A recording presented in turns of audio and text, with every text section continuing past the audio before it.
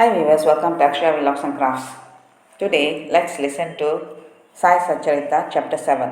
Wonderful Incarnation, Behavior of Sai Baba, His Yogic Practices, His all pervasiveness and mercy, Lepers Devotee Service, Master Kapade Black Case.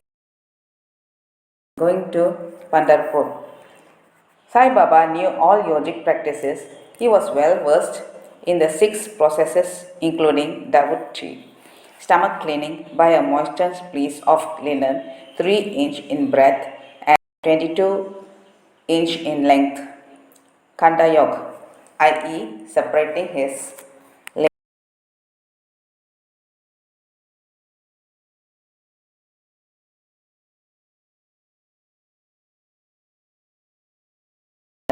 If you thought him to be a Yavan, he looked like a pious Hindu. No one definitely knew whether he was a Hindu or a Mohammedan. He celebrated the Hindu festival of Ram Navami with all due formalities and at the same time permitted the sandal possession of the Mohammedans. He encouraged wrestling bouts in the festival. When the Gokul Ashtami came, he got the Gopal Kala ceremony duly performed. And on Eid festivals, he allowed the Mohammedans to say their prayers, namas, in his masjid. Once during a Muharram festival, some Mohammedans proposed to construct a tazia or tabot in the masjid, keep it there for some days and afterwards take it in possession through the village. Sai Baba allowed the keeping of the tabot for 4 days and on the 5th day got it removed from the masjid without the least compunction.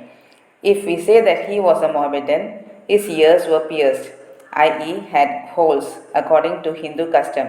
If you think that he was a Hindu, he advocated the practice of circumcision. Though, according to Mr. Nana Sahib Chandorkar, who observed him closely, he was not himself circumcised. Wide article in Sai Leela on Baba Hindu Ki Yavan by B.V. Dev, page 562. If we call him Hindu, he always lived in the masjid. If Mohammedan, he had always the Duni sacred fire there, and the following things which are contrary to Mohammedan religion, i.e., grinding on the handmill, blowing on the conch and bells, oblation in the fire, bhajan, giving of food and worship of Baba's feet by means of agya, water, were allowed there. If you think that he was a Mohammedan, the best of Brahmins and Agnihotris, leaving aside their orthodox ways, fell prostrate at his feet. Those who went to make enquiries about his caste were dumbfounded and were captured by his darshans. So none could definitely decide whether Sai Baba was a Hindu or a Mohammedan. This is no wonder, for he who completely surrenders himself to the Lord by getting rid of his egoism and body consciousness thus becomes one with him and has nothing to do with any question of caste or nationality. Baba saw no difference between any two castes and even between beings. He took meat and fish with fakirs but did not grumble when dogs touched the dishes with their mouths. Such a unique and wonderful incarnation was Sai Baba. On account of the merits in my past birth, I had the good fortune to sit at his feet and enjoy his blessed company. The joy and delight I derived therefrom was incomparable. In fact, Sai Baba was pure, Anand, and consciousness. I cannot sufficiently describe him, his greatness and uniqueness. He who took delight at his feet was established in his own self. Many sannyasis, sakhas, and all sorts of men aspiring for salvation came to Sai Baba. He always walked, talked, and laughed with them, and always uttered, Allah Malik, God is the sole owner. He never liked discussion or disputation. He was always calm and controlled, though irritable at times, always preached Vedanta, and nobody knew till the last who was Baba. Princes and poor people were treated alike by him. He knew the inmost secrets of all, and when he gave expression to them, all were surprised.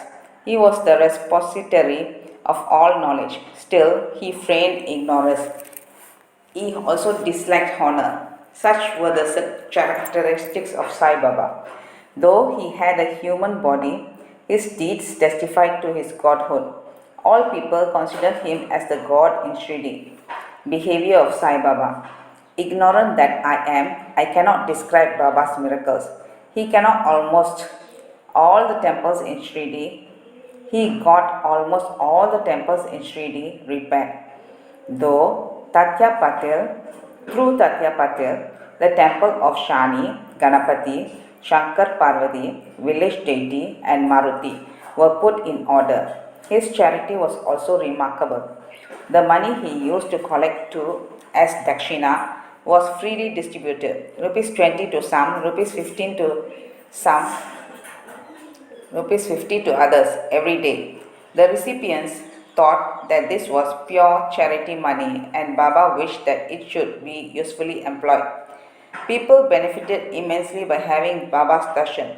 Some became hale and hearty. Wicked people were turned into good ones. Leprosy was cured in some cases. Many got their desires fulfilled without any medicine being put in the eyes. Some blind men got back their sight, and some lame ones got their limbs. Nobody could see the end of his extraordinary greatness. His fame spread far and wide, and pilgrims from all sides flocked to Shirdi Baba and his asan near the Duni, and always Baba had his asan near the Duni and always rested there. He sat there in meditation, sometimes without a bath.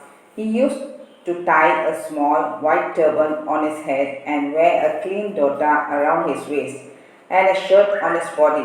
This was his attire in the beginning. He first practiced medicine in the village. He examined patients and gave medicines. He was always successful and he became famous as a hakim, doctor. Her curious case may be narrated here. One devotee had his eyes quite red and swollen. No doctor was available in Sridi. The other devotees took him to Baba. In such cases, other doctors would use ointments, anjans, cow's milk, and carbonated drugs, etc. Baba's remedy was quite unique. He pounded some biba, some kapus, anakadium, i.e., marking nuts, and made 2 balls of them and thrust them in each eye of the patient and wrapped a cloth bandage round them. Next day, the bandage was removed and water was poured over them. The inflammation subsided and the pupils became white and clear. Though the eyes are very delicate and the biba caused no hurt but removed the disease of the eyes. Many such cases were cured. This is the only one instance in this regard. Baba's yogic practices. Baba knew all the processes and practices of yoga. 2 of them will be described here. Dauti Kriya or cleansing process. Every 3rd day, Baba went to the well near banyan tree at a considerable distance from the masjid, washed his mouth and had a bath. On one occasion, he was seen throwing up his intestines, cleaned them inside outside and placed them on a jam tree for drying. There are people in Sridi who have actually seen this and who have testified to this fact. Ordinary dauti is done by a moistened piece of linen, 3 inches broad, 22.5 feet long. This piece is gulped down the throat and allowed to remain in the stomach for about half an hour for being reacted there and then taken out. But Baba's dauti was quite unique and extraordinary. Second, Kanta Yoga. In this practice, Baba extracted the limbs from his body and left them separately in different places in the masjid. Once a gentleman went to the masjid and saw the limbs of Baba lying in separate places. He was terrified. He first thought of running to the village officers and informing them of Baba being hacked to pieces and murdered. He thought that perhaps he would be held responsible as he was the first informant and knew something of the affair. So he kept silent. But the next day, when he went to the masjid, he was very much surprised to see Baba, hale and hearty as before. He thought that what he had seen the previous day was only a dream. Baba practiced yoga since his infancy, and nobody knew or guessed the proficiency he had attained in it. He charged no fees for his cures, became renowned and famous by virtue of his merits. gave help to many a poor and suffering person. This famous doctor of doctors cared not for his interests, but only always worked for the good and the welfare of the others, himself suffering unbreathable and terrible pain many a time in the process. One such instance I will relate now, which will show the all-pervasive and the most merciful character of Sai Baba. Baba's all-pervasiveness and mercy. In the year 1910, Baba was sitting near the Duni on Diwali and warming himself. He was putting firewood into the Duni, which was burning brightly. A little later, instead of pushing logs of wood, Baba pushed his arm into the Duni. His arm was crushed and burnt. This was noticed by the errand boy Madhav and also by mother of Sheikh Deshpande, Shama. They at once ran to Baba and Madhav clasped Baba by his waist from behind and dragged him forcefully back and asked, Deva, why you have done this? Then Baba came to his senses and replied, the wife of a blacksmith at some distant place was working the bellows of a furnace. Her husband called her. Forgetting that her child was on her lap, she got up hastily and the child slipped into the furnace. I immediately thrust my hand into the furnace and saved the child. I do not mind my arm being burnt, but I am glad that the life of the child is saved. Leper devotee service. On hearing the news of Baba's hand being burnt from Shama, Madhav Deshpande, Mr. Nana Saheb Chandrakar, accompanied by the famous Dr. Paramanan of Mumbai with his medical outfit consisting of ointments, lint and bandages, etc., rushed to Sridi and requested Baba to allow Dr. Paramanan to examine the arm and dress the wound caused by the burn. This was refused. Ever since the burnt arm was dressed by Bagoji Shinde, a leper devotee, his treatment consisted in massaging the burnt part with ghee and then placing a leaf over it and bandaging it tightly. Mr. Nana Sahib Chandrakar solicited Baba many a time to unfasten the bandages, get the wound examined, dressed and treated by Dr. Paramanan with the object that it may heal fast. Dr. Paramanan himself made similar requests, but Baba postponed it by saying that Allah was his doctor and did not allow his arm to be examined.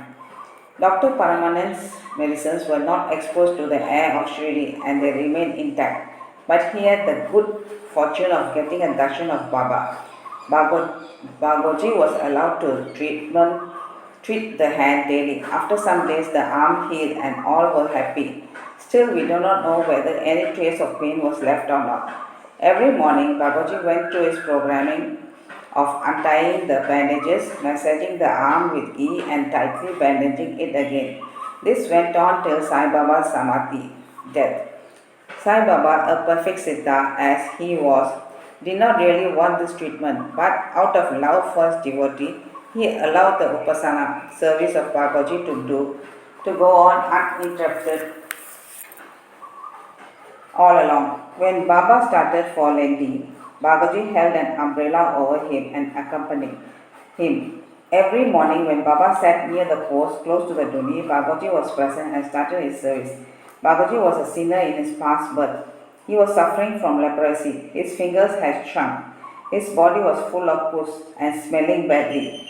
Though outwardly he seemed so unfortunate, he was really very lucky and happy, for he was the premier servant of Baba and got the benefit of his company. Master Kapade's case.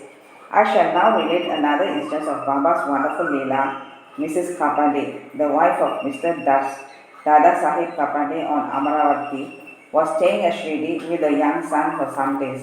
One day the son got high fever, which further developed into bubonic plague. The mother was frightened and felt most uneasy. She thought of leaving the place for Amaravati and went near Baba in the evening. When he was coming near the water, now Shamadhi Mandir, in his evening rounds for asking his permission, she informed him in a trembling voice that her dear son was down with plague. Baba spoke kindly and softly to her, saying that the sky is to be beset with clouds, but they will melt and pass off, and everything will be smooth and clear. So saying, he lifted up his kafri up to the waist and showed to all present 4 fully developed buboes, as big as eggs, and added, "See how I have to suffer for my devotees? Their difficulties are mine." Seeing this unique and extraordinary deed, Leela, the people were convinced as to how the saints suffer pains for their devotees. The hearts of the saints is softer than wax. It is soft in and out as butter. They love their devotees without any idea of guilt, gain, and regard them as their true relatives. Going to Pandharpur.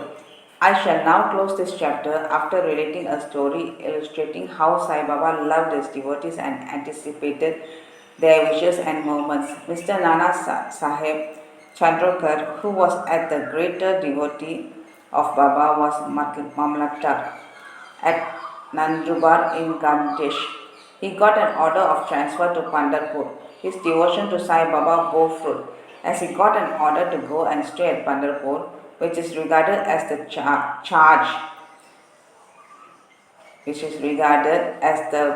Bhuvai heaven on the earth. Nana Sahib had to take immediate charge, so he left for the place without even writing or informing anybody at Shirdi. He wanted to give a surprise visit at Shirdi, his Pandharpur, and see and salute his Vitoba Baba, and then proceed further. Nobody knew of Nana Sahib's departure for Shirdi, but Sai Baba knew all about this, and his eyes were everywhere, from omniscient.